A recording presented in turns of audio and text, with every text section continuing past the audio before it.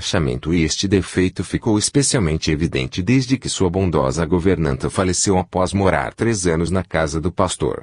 Ainda bem que Dettingen é suficientemente rico para pagar uma camareira para ela e ser indulgente quanto à paixão dela por roupas bonitas, acrescentava Matilda, percebendo que a menina gostava muito de vestir-se bem. E realmente, um vestido ou chapéu novo faziam Dagmara totalmente feliz e ela sempre escolhia as coisas mais caras. Além do mais, era muito orgulhosa e a humildade cristã era-lhe completamente estranha. Nela fala o sangue materno.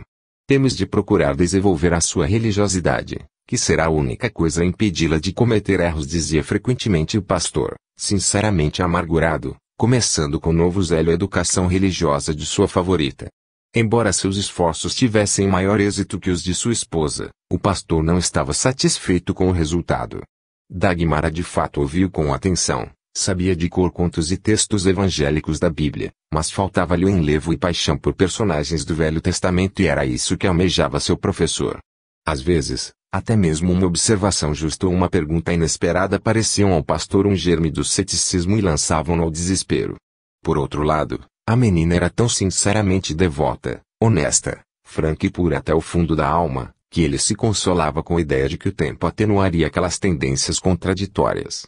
Dagmara se dava muito bem com os filhos do pastor. Os meninos não tinham irmãs e, por isso, mimavam-na e, brincando, passavam para ela seus conhecimentos. O mais novo, Alfred, era um menino modesto e aplicado, gostava de botânica, desenho e arte e partilhava com ela seus conhecimentos, mas Dagmara se dava melhor com o outro, Lothar, que era uns 7 anos mais velho que ela. Eles liam juntos obras de poetas, declamavam Schiller e Lessing. Quando Lothar entrou na faculdade e veio visitá-los pela primeira vez usando botas enormes, um boné de cores vivas e uma bandoleira no ombro, o coração da menina transbordou de respeito e profunda admiração.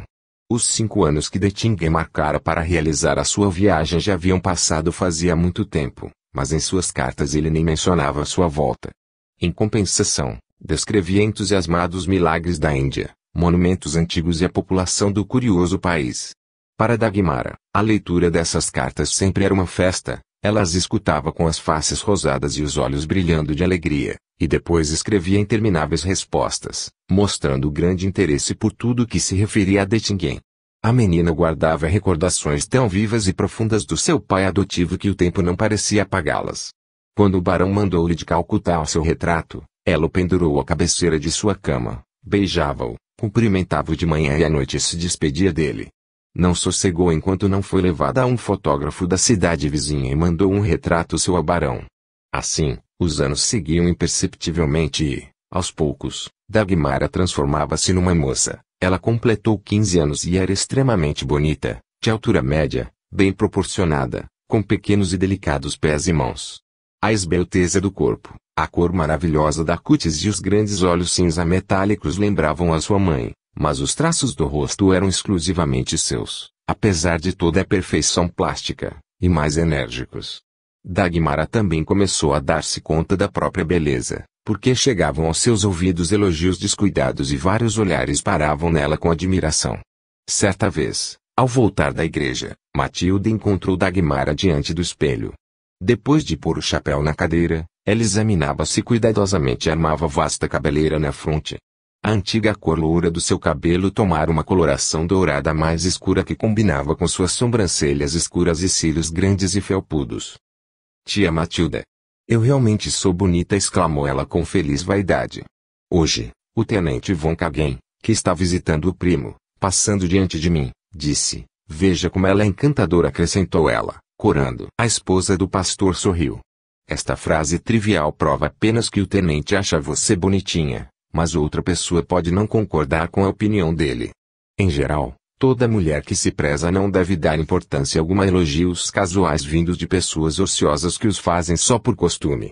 Ao notar que a moça ficara confusa e corada, a bondosa pastora acrescentou amigavelmente, uma vez que tocamos neste assunto, eu direi o que penso da beleza em si. A beleza, é claro, é uma dádiva de Deus, mas é frágil e transitória, e é muito insensato orgulhar-se dela. O seu fascínio está na expressão virginal e pura que transpira de todo o seu ser. Nas pessoas gastas pelas tempestades da vida, você causa a impressão refrescante de uma flor que acabou de desabrochar.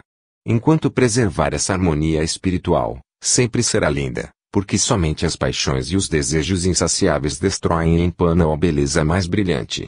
Nada mais feio do que um rosto marcado pelo vício, e não é Deus nem a natureza que fazem o homem assim, mas ele desfigura-se com a própria baixeza. Tem razão, tia. Vou lembrar-me de suas palavras. A partir de hoje, vou preocupar-me somente com aquela beleza que não teme nem o tempo nem acidentes. Exclamou Dagmara, lançando-se nos braços daquela mulher maravilhosa. Algum tempo depois desse acontecimento, a paz e a monotonia do lugar foram interrompidas pela chegada de uma nova pessoa. O pastor recebera uma carta de uma parente que morava na capital. Ela comunicava que um amigo do seu marido, muito rico havia pouco tempo, arruinara-se de repente com especulações arriscadas e acabara suicidando-se, deixando a sua única filha sem meios de sobreviver. Essa menina já estava com 16 anos, e fora muito mimada, acostumada a viver com luxo e a seu bel prazer.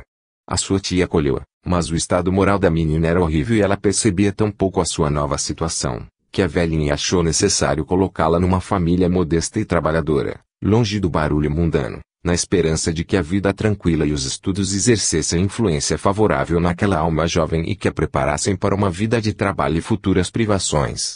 A família do pastor Regerne preenchia inteiramente essas condições e por isso a parente pedia ao pastor que aceitasse Dina em sua casa. Depois de muito pensar, o pastor e sua esposa consentiram, pois o pagamento oferecido era muito bom e era mais uma oportunidade de praticar o bem. Então, Dina Valprest instalou-se na casa do pastor e desde os primeiros dias causou uma péssima impressão nos seus novos tutores. Nem o pastor, nem a sua esposa suspeitavam até que ponto o mal tinha se enraizado nela. O pastor logo se convenceu de que seria impossível inspirar a verdadeira fé, a resignação e a aceitação naquela alma perturbada em que fervia a revolta amarga contra o destino. Mas ele receava especialmente que a proximidade de uma pessoa tão cheia de caprichos pudesse exercer má influência na pura e impressionável Dagmara. Esta, inicialmente, ficou interessadíssima na sua nova amiga e lamentava com ela a desgraça que abalara a recém-chegada. Mesmo assim, os modos ríspidos de Dina, suas respostas atrevidas, o tom alto demais quando conversava e, principalmente, suas crises nervosas chocavam-na e assombravam-na. Acostumada ao rígido autocontrole, Dagmara não conseguia entender tal pusilanimidade e relaxamento, mas pela própria bondade natural cuidava da sua nova amiga e escutava curiosas histórias que abriam perante seu olhar ingênuo de criança um mundo completamente diferente. Embora tivesse 16 anos, Dina já namorara. Quando estudava no colégio interno, ela foi noiva de um jovem oficial cuja família aristocrata olhava com benevolência esse relacionamento, em vista do enorme dote de Dina Valprest, que, além do mais, era suficientemente bonita e justificava inteiramente a escolha do jovem. A morte trágica do pai cortou inesperadamente seu namoro. Ainda que o noivado não tivesse sido interrompido oficialmente, a partida inesperada do jovem oficial e o silêncio da sua família indicavam claramente o rompimento.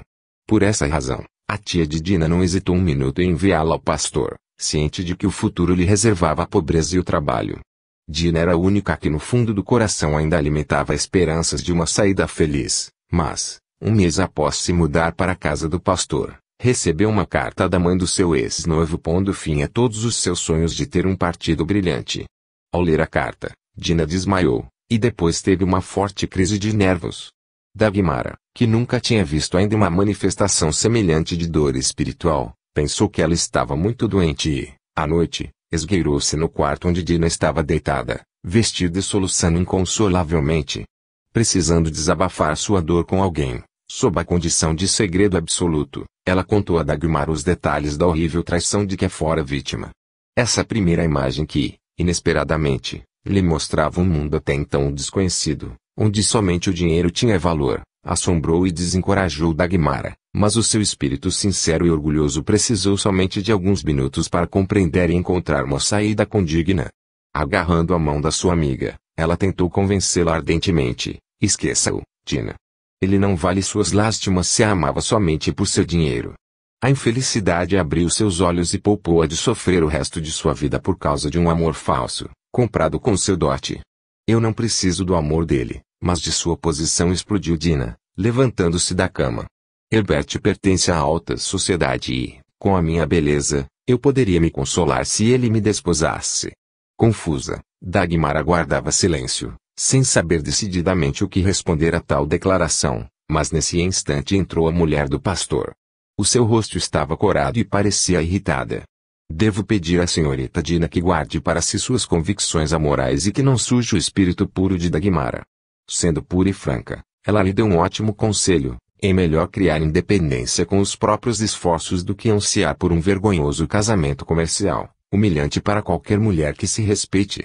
Sem nada dizer, Dina deu-lhe as costas, virando-se para a parede, e a senhora Reguern levou consigo Dagmar e, depois de fazer algumas observações sobre a noiva abandonada, proibiu sua pupila de conversar tais assuntos íntimos com ela.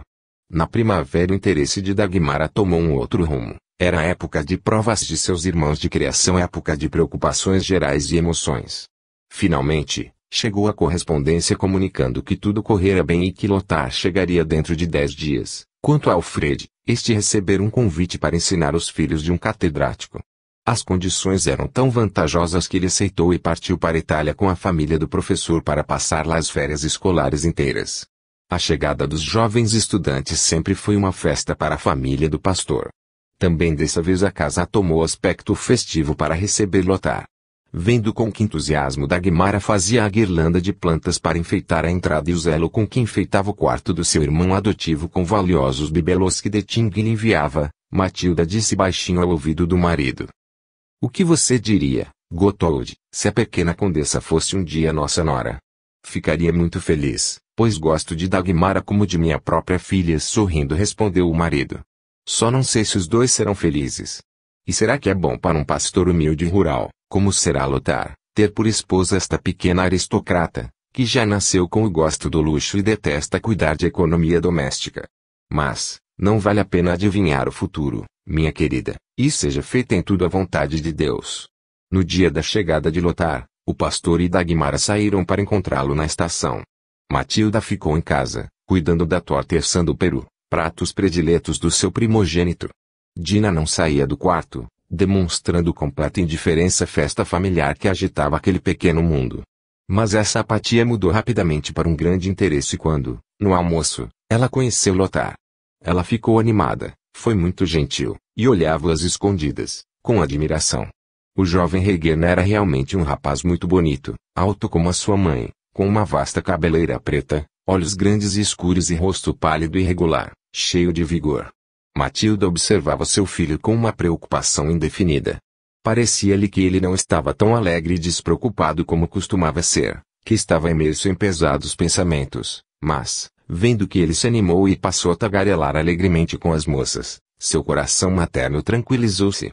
As relações entre Lothar e Dina tornavam-se cada dia mais estreitas. Durante os passeios a pé ou de barco, eles conversavam sem parar e a órfã começou a preocupar-se com a própria aparência. O vestido de luto cobriu-se de flores multicores que enfeitaram também com muito gosto a sua cabeça e o corpinho do vestido. As suas joias foram retiradas dos estojos onde estavam guardadas até então. Uma vez, durante o almoço, surpreso com o broche de safiras que ela usava, o pastor observou que tais joias não só não combinavam com o luto da moça, mas também eram absolutamente sem propósito em um ambiente modesto onde não havia ninguém que pudesse apreciá-las. Dina corou e ficou à moda e, a partir daquele dia, passou a levar as joias na bolsa, colocando-as somente durante os passeios, longe dos olhares críticos do pastor e da esposa. Tal maneira de transgredir as ordens dos educadores desconcertava Dagmar, mas ela já se acostumara à experiência e ao espírito prático da amiga e, obviamente, não a entregava. Mas as surpresas não pararam por aí. Aos poucos ela começou a perceber que Lothar e Dina procuravam fazer passeios a sós, ficavam calados quando ela se aproximava e desapareciam em algum lugar quando ela estava ocupada com as aulas de catecismo. Ela sentiu-se magoada, mas ainda tinha suas dúvidas. Será que ela poderia estar sendo demais na companhia do inseparável companheiro e do melhor amigo? Mas Lothar acabou dissipando a sua perplexidade, e certa vez tentou convencê-la a ficar em casa, porque ele queria mostrar a Dina a Gruta dos Juízes Livres e esse passeio longo a faria cansar-se demais. Dagmar satisfez o desejo dele, mas a partir daquele dia, nunca mais foi passear com os dois, negando-se a sair sob vários pretextos. Passaram-se umas 2 semanas desde a chegada de Lothar. Certo dia, de manhã, Dagmara estava sozinha sob a sombra de um arbusto de lilás lendo um livro. De repente, apareceu a esposa do pastor, que havia esquecido no banco seu tricô e perguntou, surpresa, o que está fazendo aqui? Por que não foi à floresta, junto com Lothar e Dina? Eles preferem passear a sós. Eles me deram a entender que sou demais e os deixo constrangidos. Nunca mais vou passear com eles. Respondeu com voz trêmula Dagmara, ruborizando. As faces de Matilda também coraram. Sem nada dizer, ela foi rapidamente ao escritório do marido. O pastor preparava tranquilamente o sermão de domingo e fumava o seu comprido cachimbo. A esposa, emocionada, contou o que soubera de Dagmara e acrescentou. Esta menina imoral pretende, evidentemente, virar a cabeça do nosso menino inocente. Por favor, Gotthold, aplique sua autoridade e ponha um fim a passeios a sós, porque podem levar um escândalo. Não se esqueça de que esta menina imoral é minha pupila. Mas acalme-se. Encontrarei imediatamente o pai e vou fazê-los entender, disse o pastor, após ouvir, com o senho carregado, a esposa. O pastor vestiu-se rapidamente, pegou sua bengala e saiu. Para que lado foram Lothar e a sua dama? Perguntou o pastor a Dagmara, que encontrou no caminho perto da casa. Não sei. Eles costumam ir ao córrego, respondeu ela. O lugar que Dagmara indicou ficava bem distante da casa do pastor. Era um recanto maravilhoso, cheio de carvalhos seculares, entre cujos troncos, com marulho carinhoso, corria um córrego num leito de pedra. Quando há muitos anos, o pastor chegara à sua paróquia junto com a esposa, ele mandara fazer lá um banco de relva que era sempre muito bem cuidado. Ao aproximar-se desse lugar, cheio de boas recordações, Reguerno ouviu vozes e, diminuindo o passo, aproximou-se cautelosamente. No banco, ele viu Dina. Ela estava sentada com uma coroa de melzotes na cabeça, havia uma corrente de ouro em seu pescoço com um medalhão incrustado de rubis e brilhantes. À sua frente estava ajoelhado Lothar e falava do seu amor com expressões apaixonadas. A moça enlaçava-se em seu pescoço e, de vez em quando, os jovens trocavam beijos calorosos. O pastor ruborizou fortemente, franziu o senho e sacudiu raivosamente a bengala. Seu filho não somente se atrevera a virar a cabeça da moça que lhe era confiada como pastor, mas também estava estragando seu novo traje, que se usava somente aos feriados e deveria servir até o próximo ano. É uma ocupação muito agradável, sem dúvida, e faz honra à sua modéstia, senhorita. Levante-se, papavo, que brinca de Romeu e suja as calças na grama úmida. Agora entendo por que vocês não querem Dagmara em seus passeios. A voz tonitruante de Deus não apavorara tanto Adão e Eva no paraíso quanto a voz do pastor assustou os apaixonados. Lothar corou e levantou-se de um salto só e Dina jogou-se para trás, cobrindo o rosto com as mãos. A repreensão do pai ofendeu profundamente o jovem, que respondeu com voz trêmula e indignada, dispense-nos de suas ofensas e suspeitas indecentes. Dina é minha noiva, ela partilha o meu amor e consentiu em me dar a sua mão em casamento. Ah, é? Neste caso, tenho a honra de dar-lhes os meus parabéns, disse o pastor, inclinando-se zombeteiramente. Você, provavelmente, construirá uma cabana ao lado deste córrego e viverá nela junto com sua esposa, alimentando-se de raízes e bolotas. Isto será muito poético. É uma pena que aqui não cresçam figueiras para que vocês possam se vestir quando gastar a roupa, porque não pretendo renová-la de modo algum, acrescentou ele com desdém. Dina soltou um grito e desabou sobre o banco, fingindo desmaiar. Lothar correu para acudi-la, mas o pastor interpôs-se entre eles. Sob sua mão forte e severa, o desmaio passou como por encanto, e a moça levantou-se, soluçando alto. Acalme-se, meu amor. A intervenção grosseira do meu pai e o seu escárnio sobre os sentimentos mais sagrados não têm poder sobre o nosso amor, exclamou Lothar. Então, a comédia acabou, interrompeu severamente o pastor. Levante-se, senhorita, e vá para casa. Espero que ache o caminho sem a companhia do cavalheiro. E você, venha comigo sem discutir. Está entendendo? O jovem percebeu pelo olhar e pelo tom de voz do pai que este não estava para brincadeiras e seguiu sem dizer nada. No caminho para casa, filho e pai não trocaram nenhuma palavra. Ao chegar ao gabinete, o velho fechou a porta e, endireitando-se, disse severamente, se você não tivesse 22 anos, eu tirando o chicote da parede, que você já experimentou há 5 anos atrás, quando ousou ter namoricos com a filha do jardineiro. Eu esperava que, se você não estivesse totalmente curado de sua leviandade, Pelo menos, limitasse as suas aventuras à cidade onde vive e na qual tem bastante tempo para entregar-se à devassidão. Mas, começar um namoro tolo com a moça que me foi confiada para criar é simplesmente aviltante. Agora, ouça minha decisão e ordem. Jamais darei o meu consentimento para seu casamento com esta moça sem vergonha e estabanada. Sendo coquete de nascença, ela, com o tempo, comercializará a própria beleza e cobrirá de infâmia a família em que entrar. Ela não presta para esposa de um humilde pároco rural e jamais se tornará uma boa e simples dona de casa. É óbvio que, depois do que aconteceu, vocês não podem ficar sob o mesmo teto. Por isso, você partirá hoje mesmo para a cidade no trem das 11, até chegar a hora, você não sairá do seu quarto e deverá juntar as suas coisas.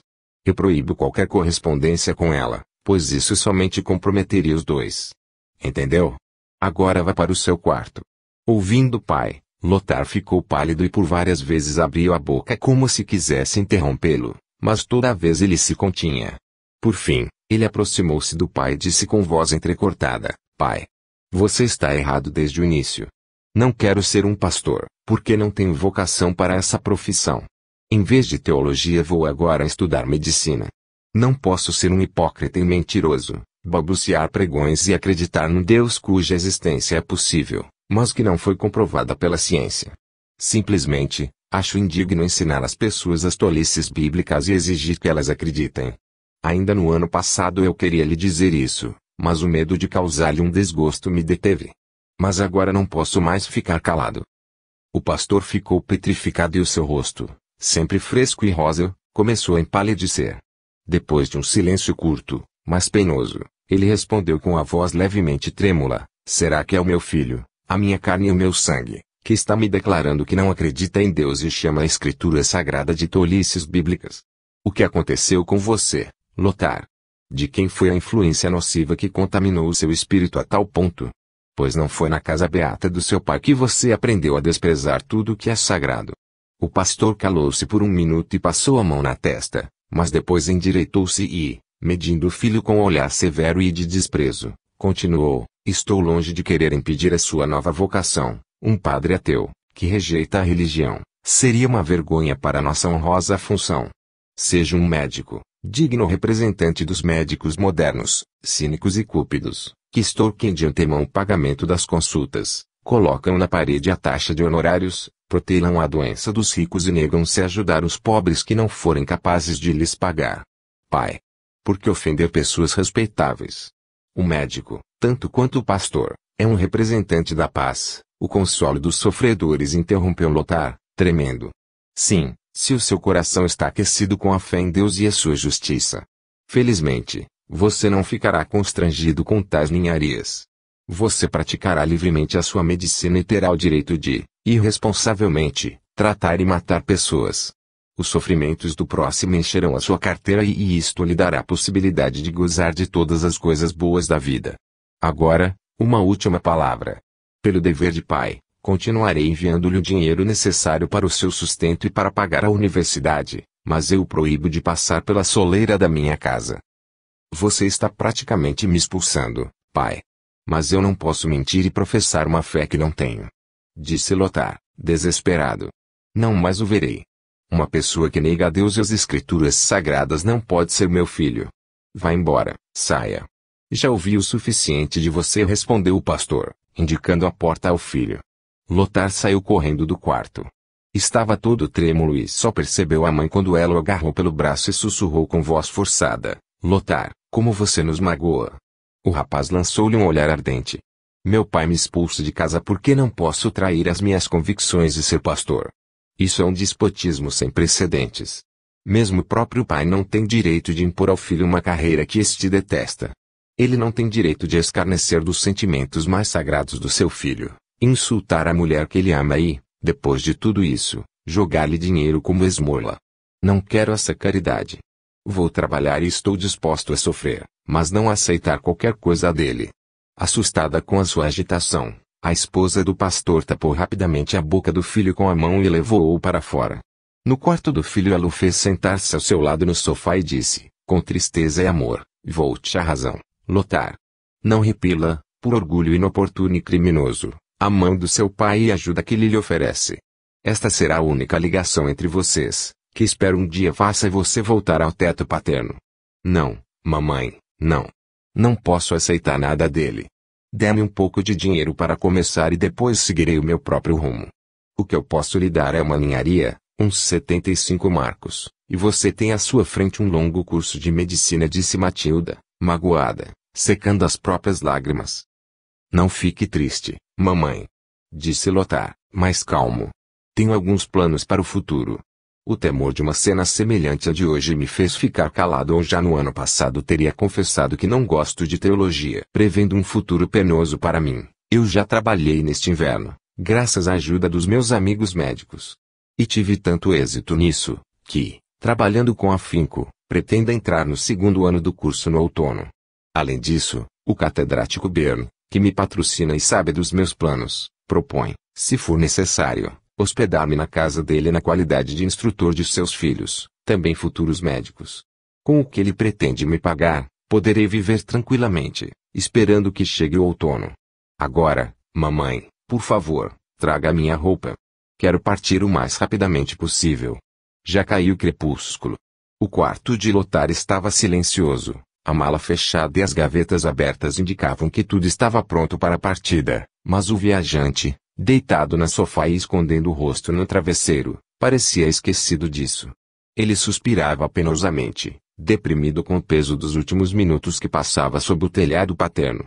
Não ouviu os passos leves na escada e nem percebeu quando a porta se abriu e na entrada surgiu Dagmara, indecisa.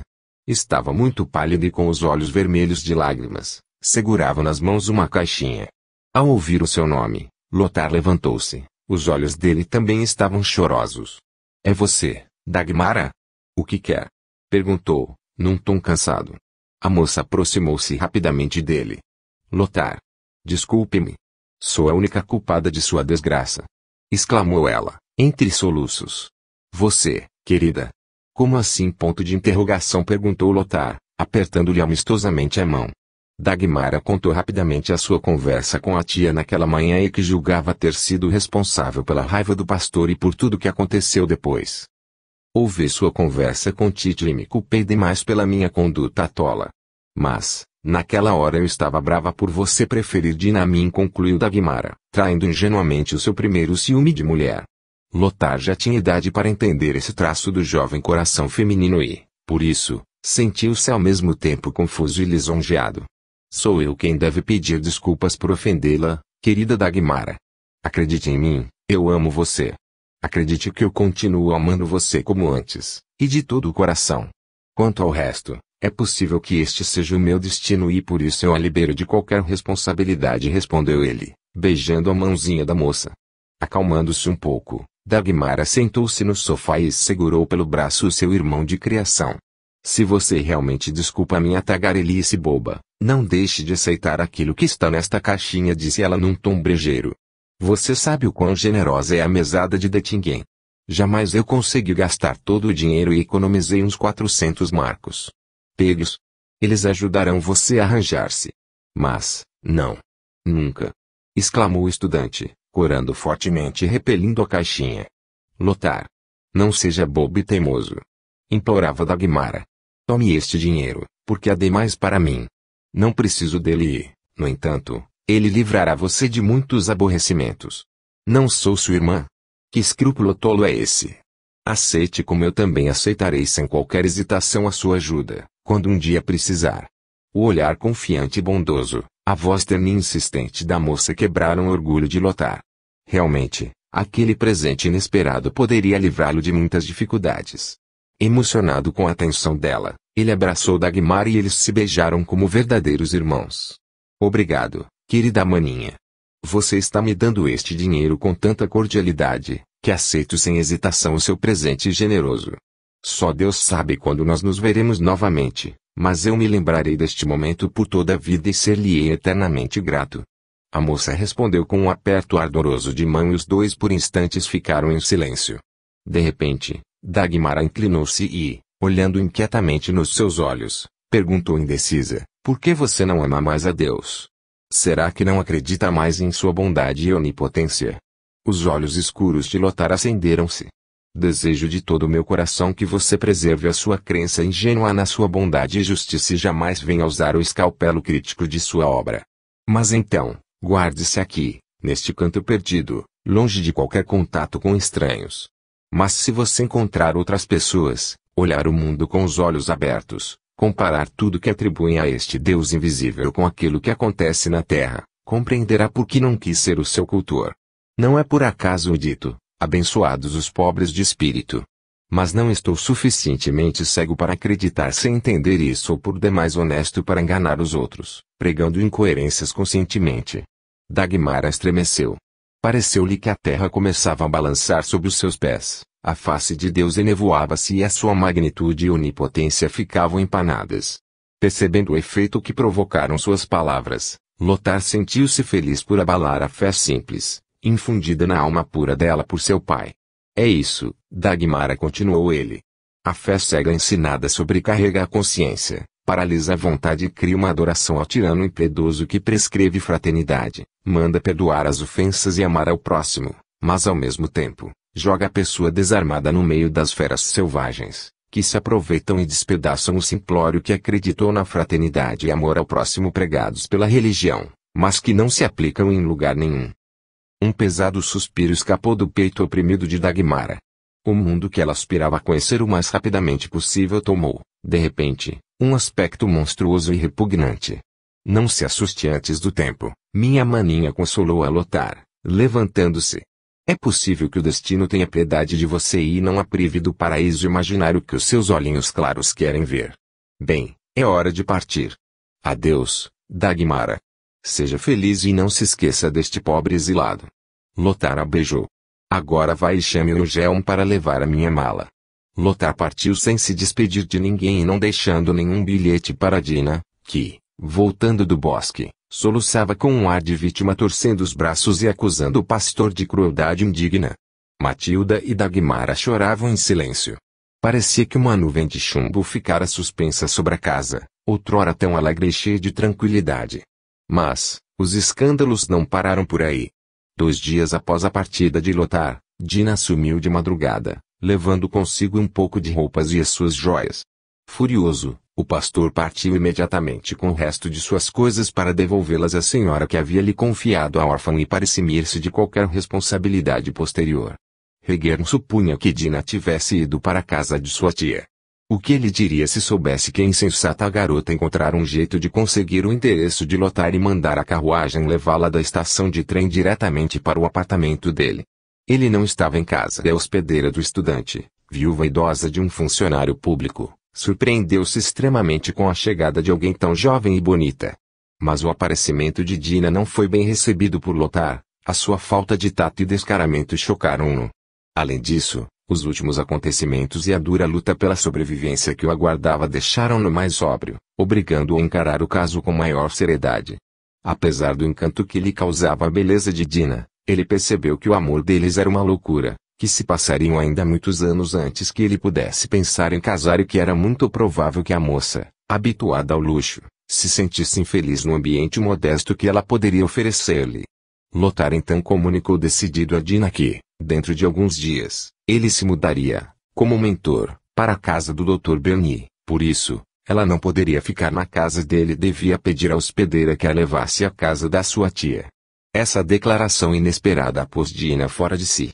Gritando e chorando, ela exigiu um casamento inadiável, acusando de roubar seu coração para divertir-se e depois abandoná-la, submetendo-a assim à tirania e às acusações da tia. Lothar permaneceu firme, mas a cena esfriou definitivamente e ele, involuntariamente, começou a comparar o rosto de Dina, a dente deformado de raiva, a face inocentemente tranquila de Dagmara, com grande vantagem para sua maninha. Lothar suspirou aliviado quando a carruagem que levava a filha do banqueiro desapareceu. Além do mais, agora ele não estava em condições de namorar, precisava trabalhar bastante e lutar para abrir o caminho para a independência e prosperidade. 4. Enquanto a órfã, roubada e quase esquecida pela baronesa Wallenrod, crescia longe, esta continuava a morar em Branquemburgo e não se desviava nem um pouco do seu plano. Vivia com abundância modesta, suficiente para manter-se em pé de igualdade com as pessoas do seu antigo círculo de relações. Era amada e respeitada na sociedade, que a considerava uma mulher generosa e de rara energia. A educação do filho ela levava muito a sério. Quando Desidério entrou na escola militar, a baronesa Helena não despediu o professor do seu filho. Manteve-o e ele ia buscar o menino na escola aos domingos e fanados, acompanhava seus estudos durante as férias e estava sempre com ele quando Desidério saía. Essa precaução tinha suas razões, pois, quando Desidério entrou na adolescência, começou a manifestar bem cedo inclinação para as aventuras amorosas. E, nesse sentido, a baronesa era inexorável. Ela não queria que seu filho se tornasse devasso como pai e conduziu energicamente pelo caminho certo, removendo escrupulosamente todas as tentações. Desde cedo ela incutia em Desidério um profundo desprezo pela pobreza e até pela modesta abundância que eles próprios gozavam. Não se cansava de repetir que para alguém portador de nome tão eminente como o dele, qualquer posição média seria humilhante e que o dever dele consistia em contrair, com o tempo, um matrimônio conveniente que dourasse seu antigo brasão e trouxesse riqueza, a única coisa capaz de lhe proporcionar consideração e respeito na vida. Moças bonitas e virtuosas, mas pobres, também foram sendo sistematicamente desmistificadas.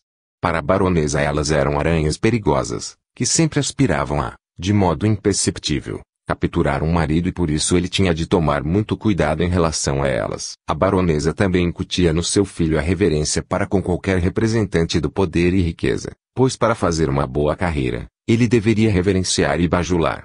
Quando Desidério foi promovido a oficial e designado para um regimento de hussardos, ele comprovou que as lições da sua mãe não haviam sido em vão. Já havia alguns anos, Desidério levava uma vida agradável e desafogada de leão de salão, quando a sua atenção e também a atenção de toda a cidade foi atraída por rumores estranhos que corriam sobre a vila egípcia. Todos conheciam a vila, mas poucos eram os que visitavam o lugar, que gozava de má fama. Diziam que na casa, que permanecera vazia durante muitos anos, instalara-se um bruxo que nunca saía de lá, mas, à noite, a casa ficava iluminada por uma luz fosforescente, nas janelas corriam fogos vermelhos e, por vezes, ouvia-se um canto agradável. Mas isso não era tudo. Esse desconhecido mago fazia curas milagrosas e tratava doentes que os médicos recusavam. Esses boatos se confirmaram quando uma mendiga que todos conheciam e que fazia 30 anos estava paralítica foi curada. Ela contava em alto e bom som, para que todos ouvissem, que o seu filho a tinha levado num carrinho à sua aldeia natal para uma festa religiosa anual. Uma chuva torrencial obrigara-os a parar diante da vila egípcia. Lá, um homem idoso com barba comprida e grisalha encontrou aí, depois de perguntar sobre o seu traumatismo, mandou que a levassem a uma sala que tinha uma mobília que ela jamais vira na sua vida. Lá a mendiga adormeceu e, quando acordou, a sua doença desapareceu sem vestígios. Abandonando as muletas e o carrinho, ela voltou para a cidade andando com as suas próprias pernas e, desde então, glorificava por toda a parte o milagre que lhe aconteceu.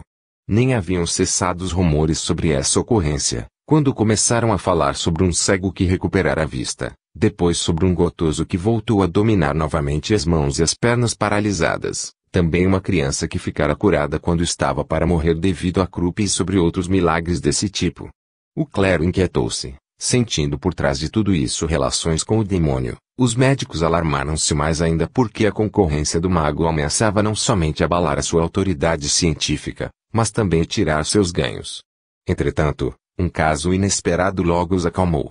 A esposa enferma de um banqueiro rico foi pessoalmente visitar a vila, esperando ser atendida, mas o seu cartão de visita foi devolvido com a seguinte inscrição: peço desculpas por não atendê-la, mas a senhora é rico bastante para dirigir-se a luminares da ciência. Quanto a mim, só ajudo pobres infelizes, cuja cura não pode causar danos materiais aos médicos. Esse caso aguçou extremamente a curiosidade geral. Começaram a tomar informações e ficaram surpresos quando souberam que esse mago morava na vila havia 2 anos. Soube-se também que o nome dele era Barão de Tingen, que levava uma vida solitária junto com a sua filha única, moça jovem e bonita que também nunca ia a lugar algum e que toda manhã, tanto no inverno como no verão, andava a cavalo na companhia de um velho criado. Desidério transmitiu todos esses rumores à sua mãe, interpretando-os a seu modo. O nome de Dettingen nada dizia para ele, mas para a baronesa relembrou o passado penoso. A filha única de Dettingen era certamente Dagmara, que ela considerava desaparecida para sempre. Esta ressurgia novamente em seu caminho e, ainda por cima, cercada de atenção geral. Os protagonistas destes boatos nem suspeitavam da curiosidade que provocavam e continuavam a levar a sua vida calma e solitária. Entretanto, antes de prosseguir a nossa história, achamos que não seria demais olhar para trás, nos anos passados. Alguns meses depois do acontecimento que mergulhou em melancolia a casa do pastor Heger, este recebeu uma carta de Dettingen avisando que retornava da Índia e pedindo ao seu amigo pastor que levasse Dagmara para a vila egípcia, onde decidiu instalar-se definitivamente. Heger respondeu imediatamente, pedindo ao barão para deixar a moça em sua casa até a sua primeira comunhão, na primavera. Esta festa realizar-se-á em 6 semanas ou, no máximo, 2 meses após a data de sua chegada, escreveu o pastor. Espero que, apesar de sua impaciência para ver a sua filha adotiva, você me conceda esta protelação. Eu me apeguei demais a esta moça e ficaria muito feliz em abençoá-la num dia tão significativo.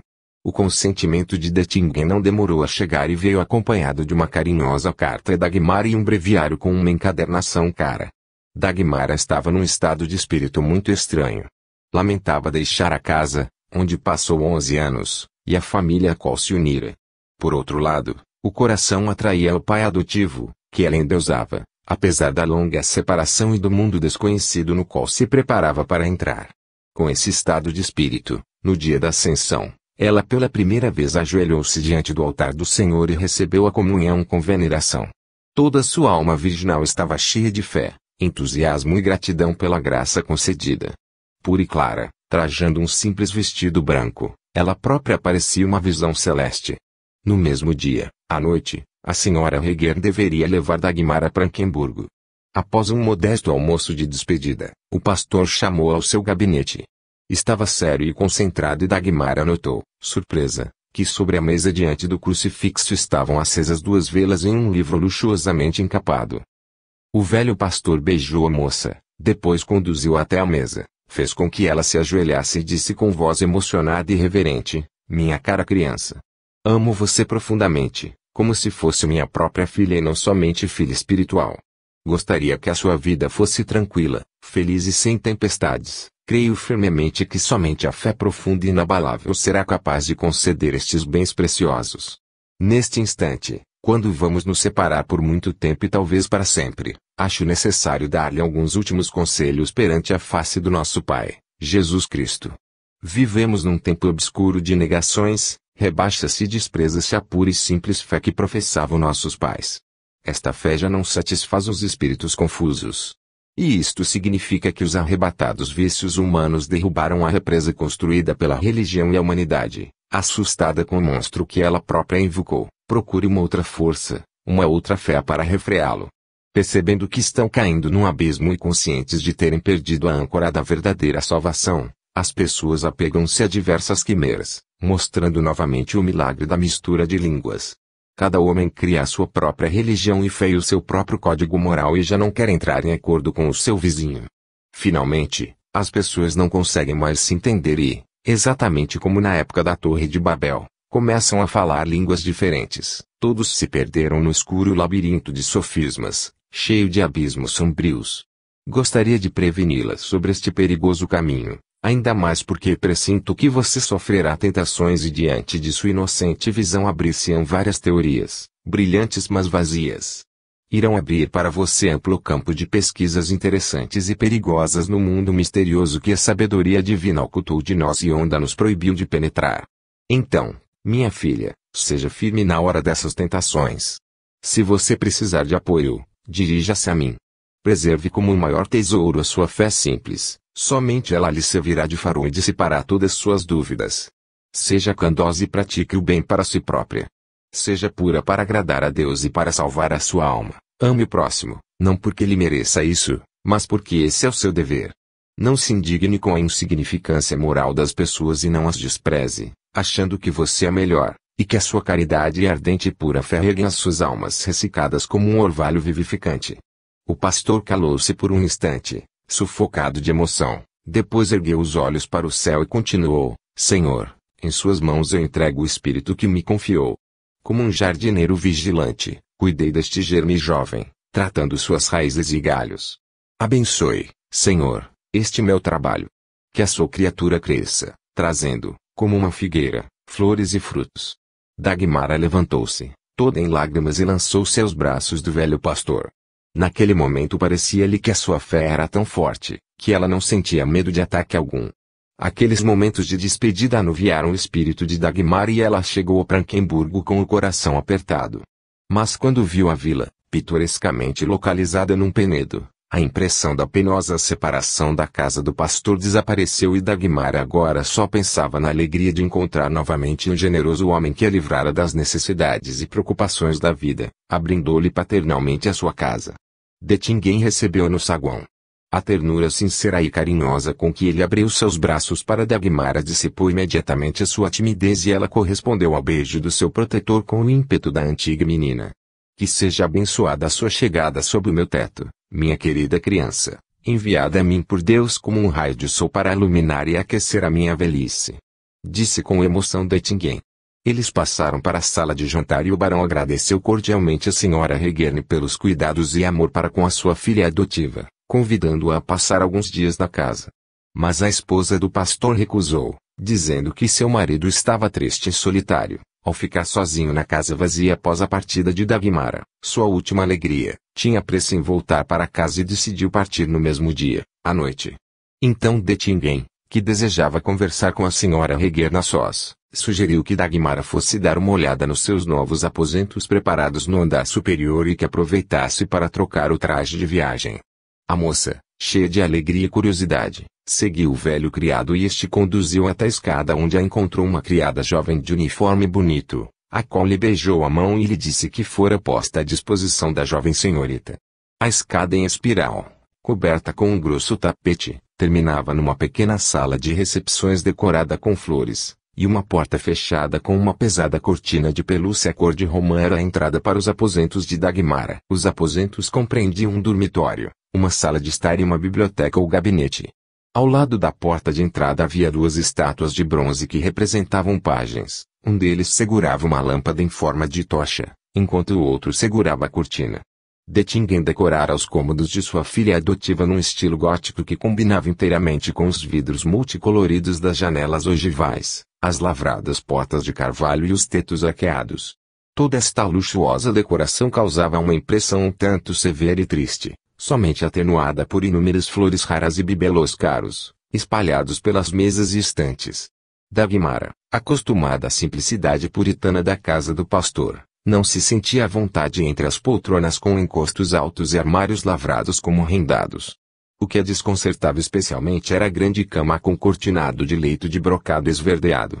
Porém, quando ela se aproximou da janela aberta, soltou uma exclamação de admiração. Daquela altura, diante dela estendia-se uma ampla e maravilhosa vista. De um lado via-se uma planície com sua vegetação verde escura e imponentes ruínas da Ordem dos Templários, e junto ao sopé, serpenteava a faixa amarela de uma grande estrada. Ao longe, através da névoa azulada, distinguia-se a cúpula da catedral, as torres altas da Câmara Municipal e a massa branca das construções da capital. Dagmara ficou admirando a paisagem. Finalmente, ela estava em casa. Neste luxuoso abrigo aguarda uma vida tranquila e despreocupada. Aqui, como na humilde casa do pastor, ela estará cercada de amor e atenção. Oh! Como o Senhor foi misericordioso e como arranjou maravilhosamente o destino da órfã. Com que devoção ela sempre rezará para ele.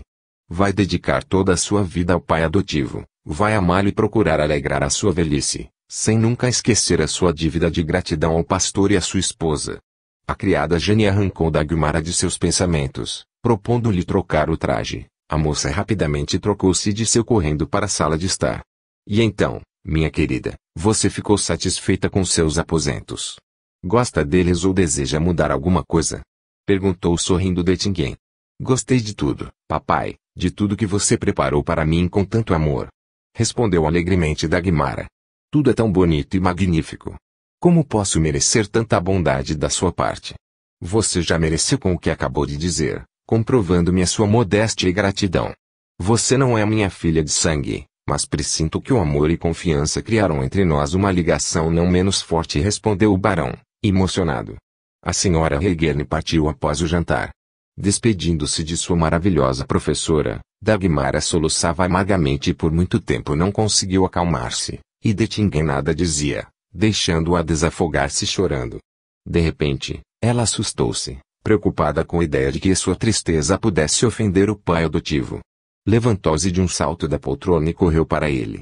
Enlaçando-se em seu pescoço e apertando a face úmida contra a face do barão, ela perguntou, preocupada: Papai, você não está bravo comigo por chorar tanto pela partida da tia Matilda? Agora que estou aqui, você pode achar isto uma ingratidão da minha parte. Mas, não pude me conter. Ela e o tio sempre foram muito bons para mim. Detinguem a fez sentar-se no banco ao seu lado e, sorrindo, respondeu, passando a mão com carinho na sua cabeça: Não, minha querida, não estou nem um pouco bravo. E, ao contrário, sinto-me feliz, vendo que você sabe valorizar o amor que lhe é dispensado. A separação sempre é difícil, e ainda que na minha casa você viva mais luxuosamente, espero que jamais esqueça a família honesta que a ama e onde foi criada. Então, não disfarce as lágrimas que honram você. Agora, minha criança, vá e descanse de todas as preocupações do dia de hoje. E, realmente, Dagmara estava tão emocionada que, ao voltar ao seu quarto, não conseguiu dormir por muito tempo. O novo ambiente a impressionara demais, excitando a sua imaginação e, quando finalmente adormeceu, teve um sonho estranho. Ela se viu dormindo numa cama grande, iluminada pela luz suave e azulada de um balão brilhante e transparente, e ela parecia estar em seu interior. De repente, à sua cabeceira apareceu um anjo de extraordinária e encantadora beleza. Todo o seu ser irradiava uma luz ofuscante, mas as suas asas eram escuras e elevavam-se sobre a cabeça, como uma névoa escura. Ele segurava numa mão uma tocha e na outra uma espada flamejante. Este ser misterioso inclinou-se sobre ela e olhou-a com um olhar tão penetrante que ela estremeceu. Depois, abaixando a tocha, ele incendiou o balão transparente que a cercava e que queimou estalando. Dagmara teve a impressão de que um sopro de ar frio a transpassou completamente e, em seguida, ela foi tomada por uma correnteza de fogo. Enquanto ela, muda de horror, olhava para o anjo, este pronunciou com uma voz profunda: Eu queimei a ingenuidade da sua fé para abrir a sua mente para uma nova luz. Darei a você asas para que possa elevar-se acima da rude e cega humanidade. Vou revelar-lhe leis desconhecidas e a iluminarei com luz espiritual, que lhe permitirá ver através do corpo carnal e ler os pensamentos dos homens.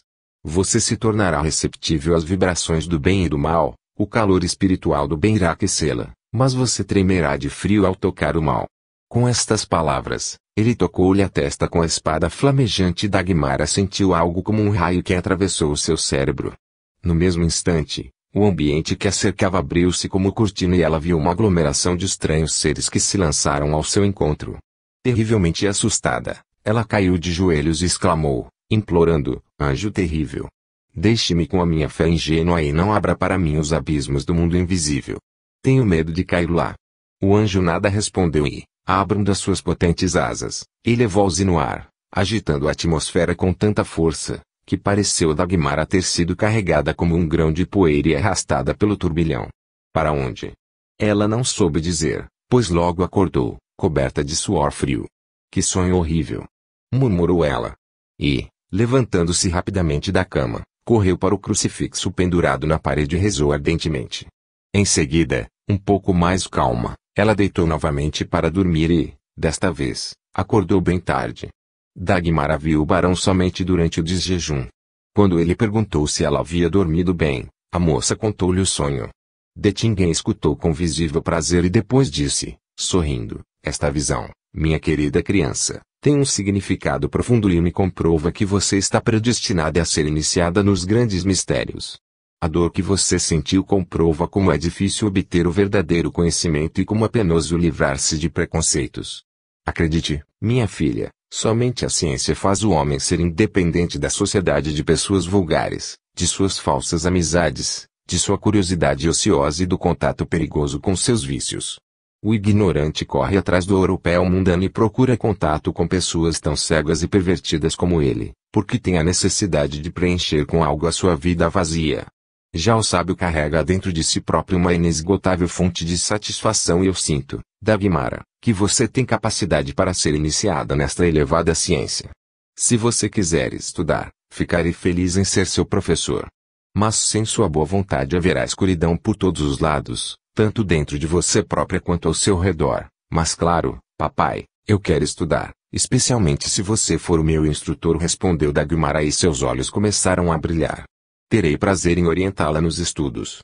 Então, começaremos a trabalhar com você, assim que eu fizer o plano dos nossos estudos.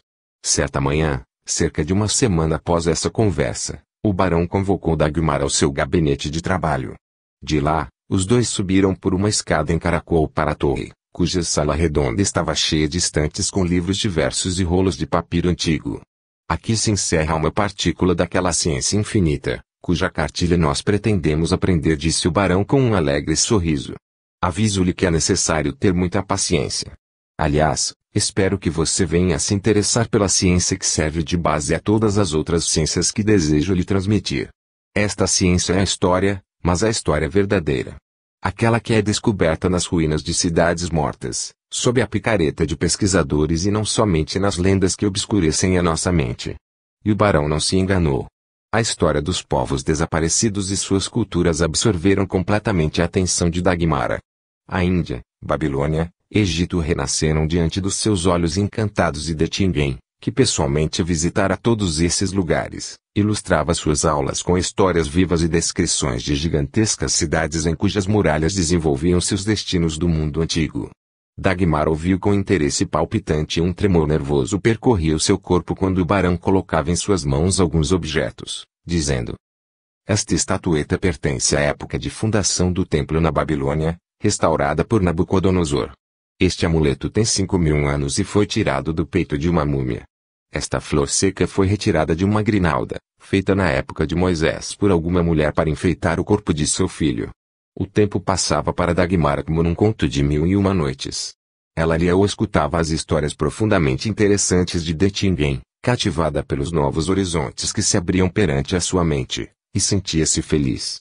Entretanto, se a história dos povos despertou-lhe grande interesse, esse interesse duplicou quando passou a estudar doutrinas religiosas, e o seu olhar admirado aprofundou-se na escuridão dos séculos, seguindo milhares de curvas do pensamento humano no seu longo e lento conhecimento do Pai do Universo. Agora Dagmara via a unidade da divindade em suas manifestações mais diversas, e frequentemente, durante a oração da noite, sentia-se confusa. O Deus misericordioso, simples e humano que satisfazia a sua mente de criança, começava a tomar a medida gigantesca de toda a existência, sendo inconcebível na sua manifestação. Atrás do azul do seu trono, abria-se o mistério do universo, sem começo nem fim. Agora o antigo Deus, a quem ela simplesmente adorava e nem tentava conhecer, parecia-lhe terrível. Com mão corajosa levantou a cortina que o cobria, tentando penetrar nos mistérios do infinito e da fonte do poder invisível e misterioso. E, de repente, descobriu, horrorizada, que o mal reinava por toda a parte, que todas as forças da natureza serviam de armas de destruição, e que era possível invocar os habitantes do universo invisível, seres dotados de uma certa vontade e de maldade infernal. Dagmara ainda não vira esse mundo misterioso, mas o seu professor lhe disse: você verá esses seres do outro mundo e os dominará, porque eu irei armá-la com a força que os subjuga. Dagmara ansiava por essa iniciação com curiosidade e horror. O próprio Dettingen apaixonou-se por essas pesquisas conjuntas, percebendo, com profunda alegria, como o espírito da moça se desenvolvia rapidamente. Ele admirava a inteligência flexível de Dagmara e a sua natureza pura, bem dotada de forças misteriosas com as quais ele sabia lidar. Ele próprio suportou 9 anos de uma rígida iniciação num templo na Índia, sob a direção de um sábio ancião, cuja confiança e amor ele soube cativar. Sendo um trabalhador escrupuloso e incansável, um paciente bem desenvolvido e idealista, o barão era um verdadeiro tipo de adepto antigo e penetrou profundamente, com todas as fibras da sua alma, no estudo das ciências ocultas, desenvolvidas na antiguidade e tratadas com menosprezo em nossos dias. Apaixonou-se por esses conhecimentos, vivia somente deles e, apesar do seu profundo amor por Dagmara, levava consigo ao labirinto do invisível, decidido a fazê-la uma sacerdotisa dos mistérios e aproveitar as capacidades que ela possuía para penetrar mais profundamente no mundo misterioso que o atraía como um abismo atrai aquele que olha dentro dele.